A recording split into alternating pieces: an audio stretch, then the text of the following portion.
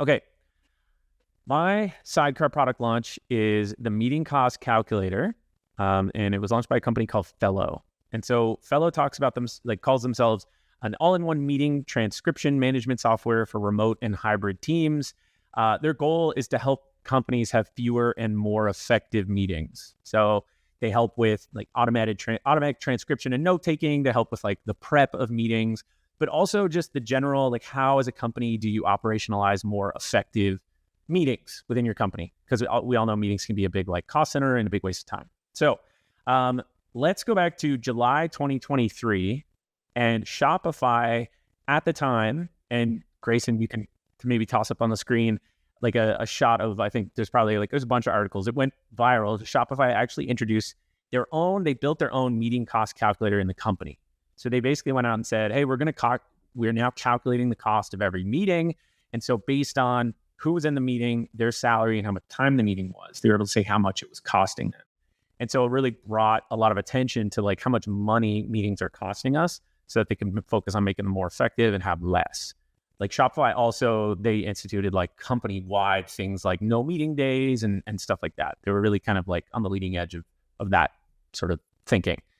And at the time, they were actually a Fellow customer.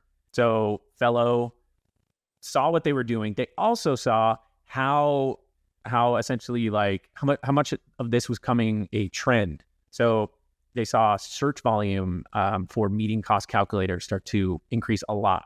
So it was starting to become, what Shopify did essentially went viral, but then this also just started to pick up steam. It started to become a trend of people wanting to calculate the cost of meetings. So along with this, Fellow went to Shopify and they were like, this is awesome. Can we build this into our product?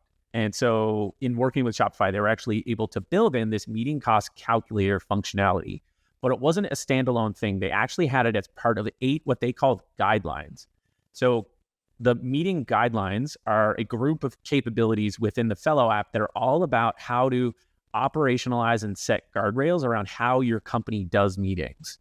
So Fellow wanted, like, one of their goals is to move up market and to make up their platform targeted at like larger enterprises like Shopify's of the world and stuff like that. And those are the types of companies that it's really hard for them to enforce like guidelines around how to run meetings, how to handle meetings and things like that. And they can be a huge waste of money and time. And so there are 8 different guidelines, and these are like features within the Fellow app. And this is something that you can, essentially like pay for a tier within Fellow that has this. So it's like a packaging thing. But what they decided to do was to take one of those 8 features and make it a sidecar product. And so they took the meeting cost calculator and they made that essentially a free Chrome extension. So they launched it on Product Hunt, and essentially you could get the Chrome extension for free and you could use the meeting cost calculator. And then that was essentially an on-ramp into their platform. So it was a great way to bring freemium users, like a PLG approach, to bring people into the platform. But then when you were in there, you would see that it's part of this like broader suite, this broader collection of these 8 meeting guidelines. And so I like this for 4 different reasons. Like I love this launch for 4 reasons. One is that this sidecar product was basically capitalizing on a trend, on like a very newsworthy thing that's happening in the market. Shopify, a very well-known company. A lot of people follow what Shopify is doing. And this whole meeting cost calculator thing kind of blew up. And at that point in time, it was very hot trend. And so they were trying to capitalize on the popularity of this meeting cost calculator and how people were like, this is cool. I would love to be able to do this. They built a way for people to do it. The other is that they were able to make it and kind of use it as an on-ramp to a broader kind of suite of capabilities within the platform. So the 8 meeting guidelines, it was a way to introduce you to one of those and the whole concept of setting guidelines around how your company does meetings. So it was really in line with, yes, it was a free product. People could get value out of it on their own, but it also introduced them to this like, hey, here's how we see the world. Here's how companies should do meetings. And this is one of the 8. And if you want the other 8, then you got to pay for it, sort of thing. The other thing is it allowed them to move up market because it's only really large enterprises that need these types of guidelines. Small startups, it's like easier to enforce these things. It's easier to say we have a no meeting Wednesday. But if you're Shopify, that's a lot harder. And for larger enterprises, it's like this type of functionality is really important. And so starting to introduce this starts to make their platform more for these types of companies. And then the last one, and this is a really interesting one, and everyone can kind of relate to this, especially when markets, like there's a downturn, times are tough, it's hard to sell when your product is considered to be a nice to have.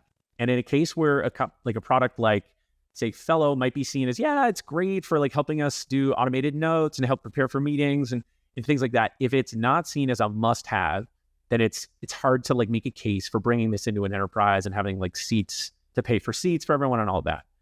But if people start using the meeting cost calculator, they will quickly start to see how much they're spending and investing in meetings. And then when it comes time to consider, oh, should we start to pay for this platform? You've got all this business case already built because you know by using that how much you're spending on meetings.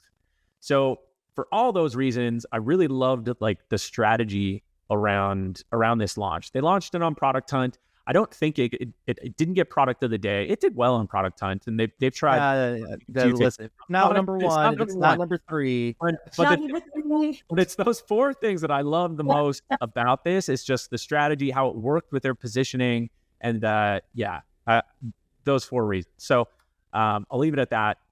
That's mine. We need to have. I want there to be like a question after everyone's spiel. But did it rank on Product Hunt? That's going to be the next. It needs to be a Product Hunt launch. Yeah. Podcast is sponsored by Product Hunt. Yeah. Listen, I think all jokes aside, this is an awesome. I think there's a couple of things that I love about this. Number one, just that like how it seemed like they were number one keeping their ear to the ground on like what's happening, what people are interested in, and it's a great use of like trends, right? So following trends, you kind of hear about like some companies doing it really bad. I would say most companies don't follow trends particularly well. But I remember when I was on Twitter and like this whole like meeting cost thing was like just blowing up, that you heard about it on like Shopify. And then I remember seeing like some like mock-ups of like companies that were like joking about like how much a meeting would cost at some of these bigger companies. And I think it's awesome that like someone actually went out and built something and like tried to use that trend to like fuel the launch strategy. Like if something's already being talked about, then like, yeah, just like put something together and like try to use that as fuel. Like that way you don't have to just kind of start from scratch. And so I loved that. And the second thing that I loved is like, let's be honest, like this is just like an ROI calculator, which is pretty common. You know what I mean? Like out in like the business world, you see these on other companies' websites, and not saying this is not a diss. It's just like, this is something that you see like frequently, but they've done a great job of like rebranding it, repackaging it as something that is very specific to like what they offer. Like this isn't like an ROI calculator. This is a meeting cost calculator. And it's like it's like reinvigorated kind of like that idea, and they've like owned it. And so I think that, this is a great example for sure, Jason. Yeah, and they have... No, go ahead. I was going to say, the one thing about trends, though, like, yes, so many people want to act on trends, but it's actually harder than it sounds. I mean, I think it's pretty easy, or easier, I should say, to build a launch campaign or a go-to-market around a trend. But to build a whole product around a trend is hard. Even to integrate a trend into your product is hard. And that's why I love sidecar products so much, because there's such an awesome opportunity to take something that is happening right now, be scrappy about it. Sometimes it's built on a whole other code base most of the time. Sometimes you even can take some very specific engineering resources and put it towards that. It's almost like a little mini incubator within your business sometimes, right? And so what other product can you think of that you could actually take a trend? And then I don't know how long it came out after the trend started, Jason, but I'm assuming weeks, maybe months max, you actually get the trend live in your product. That's the power of Sidecar, right? And so I love that part of this. Yeah. Yeah. The whole like trend piece I thought was interesting about this one, because a lot of times people will think like, we'll build a Sidecar product and it'll be something that's valuable and it'll be something that's interesting. And there's a lot of value. Like I always think about the original one, which was like this HubSpot Sidekick, I think it was called. that was like one of the first time I'd ever heard of like something like that, and it was valuable, and it wasn't necessarily taking advantage of like a trend. And I think when it is a sidecar product, if you can execute on it fast enough, it is just another cool opportunity for when you could build one, where it's like, hey, we're not going to like build a feature into our product just that's taking advantage of a trend. It's almost like the better place to do it would be as its own kind of standalone sidecar product, because then someday if that goes away and if no one really cares about that, it's not like you have this part of your product that is no longer relevant, or it's like you built it, but it was like a flash in the pan sort of thing.